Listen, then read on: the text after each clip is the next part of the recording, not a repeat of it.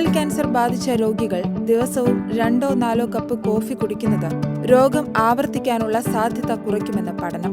International journal of ക്യാൻസറിൽ പ്രസിദ്ധീകരിച്ച പഠനമാണ് കാപ്പിയുടെ ക്യാൻസറിനെ പ്രതിരോധിക്കാനുള്ള ശേഷിയെക്കുറിച്ച് വെളിപ്പെടുത്തിയത്. UK-യിലെ രണ്ടാമത്തെ മുൻനിര കൊലയാളിയാണ് കുടൽ ക്യാൻസർ. 1719 കുടൽ ക്യാൻസർ രോഗികളെ ഉൾപ്പെടുത്തി നെതർലൻഡ്സിൽ നടത്തിയ പഠനത്തിൽ കാപ്പിയുടെ ഉപയോഗവും രോഗങ്ങളുടെ ആവർത്തനവും തമ്മിലുള്ള ബന്ധം ഗവേഷകർ നിരീക്ഷിച്ചു. ദിവസവും കുറഞ്ഞത് 2 കപ്പെങ്കിലും കോഫി കുടിക്കുന്നവർക്ക് ക്യാൻസർ ആവർത്തന സാധ്യത കുറവാണ്. പ്രതിദിനം 5 അതിലധികമോ കപ്പ് കുടിക്കുന്നവരുടെ ആരോഗ്യത്തിൽ വലിയ മാറ്റവും ഉണ്ടായിട്ടുണ്ട്. കുടൽ ക്യാൻസർ രോഗികൾക്കിടയിലെ മെച്ചപ്പെട്ട അതിജീവന നിരക്കുമായി ഉയർന്ന കാപ്പി ഉപഭോഗവും ബന്ധപ്പെട്ടിരിക്കുന്നു എന്നാണ് പഠനം വ്യക്തമാക്കുന്നത്. പ്രതിദിനം കുറഞ്ഞത് 2 കപ്പെങ്കിലും കഴിക്കുന്ന വ്യക്തികൾക്ക് കാപ്പി കുടിക്കാത്തവരുമായി താരതമ്യപ്പെടുത്തുമ്പോൾ മരണസാധ്യതയും കുറവാണെന്ന് പഠനം വ്യക്തമാക്കുന്നു. 5 അതിലധികമോ തവണ കോഫി കുടിക്കുന്നവരിൽ ഏറ്റവും ഗണ്യമായ കുറവും കാണപ്പെടുന്നു.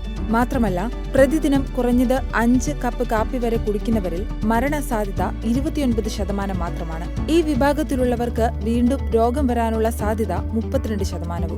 അതേസമയം UK-യിലുള്ളവർ ഒരു ദിവസം 95 ദശലക്ഷം കപ്പ് കാപ്പിയാണ് കുടിക്കുന്നതെന്നും പഠനം പറയുന്നു. UK-യിൽ ഇപ്പോൾ പ്രതിവർഷം 43,000 ആളുകളിലാണ് കുടൽ ക്യാൻസർ രോഗനിർണയം നടത്തുന്നത്. പ്രതിവർഷം ഏകദേശം 16,500 ജീവനുകളും ഈ രോഗം അപഹരിക്കുന്നു.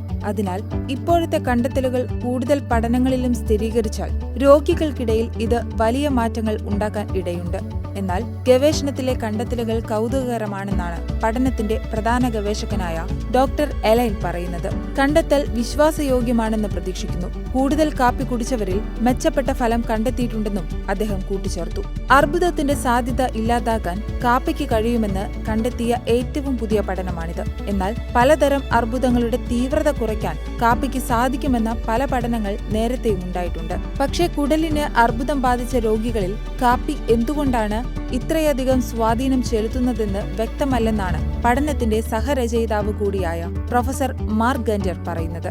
അതിനാൽ അന്തിമമായിട്ടുള്ള നിഗമനത്തിലേക്കെത്താൻ കൂടുതൽ പഠനം ആവശ്യമാണെന്നും പ്രൊഫസർ കൂട്ടിച്ചേർത്തു.